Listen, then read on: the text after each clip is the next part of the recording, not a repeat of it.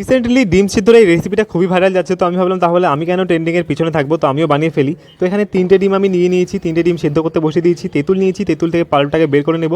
আর তোমরা চাইলে তেঁতুলের আচারটাও ইউজ করতে পারো, আমি তেঁতুলের আচারটা পাইনি তাই তেঁতুলটা নিয়েছি। তারপরে এখানে পেঁয়াজটাকে ঝিরি করে কেটে নিয়েছি, একটা পেঁয়াজ নিয়েছি আর একটা কাঁচা লঙ্কা নিয়েছি, কাঁচা লঙ্কাটাকে ভালো করে ঝিরি করে নিয়েছি। তারপরে এখানে ধনেপাতা নিয়েছি, যেটা কিনা মাস্ট, ধনেপাতাটাকে কুচি করে কেটে নিয়েছি। তারপরে এখানে লেবু নিয়েছি আর শুকনো লঙ্কা নিয়েছি একটা। যাই হোক, তারপরে ডিমটা ভালো করে সেদ্ধ করা হয়ে গেলে এটাকে ভালো করে ছুলে নেব।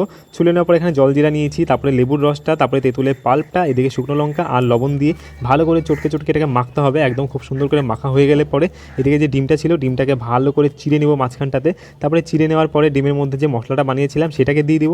দিয়ে দেওয়ার পরে এক এক করে সমস্তটা ভরে দেবো। আর এইভাবে ভরতে ভরতে মশলা ডিমটা তো মানে আমি খুলেই যাচ্ছে। তো আমি একটু রিস্কে ছিলাম যে এত কিছু টকের বাহারে ডিমটা কেমন লাগতে পারে।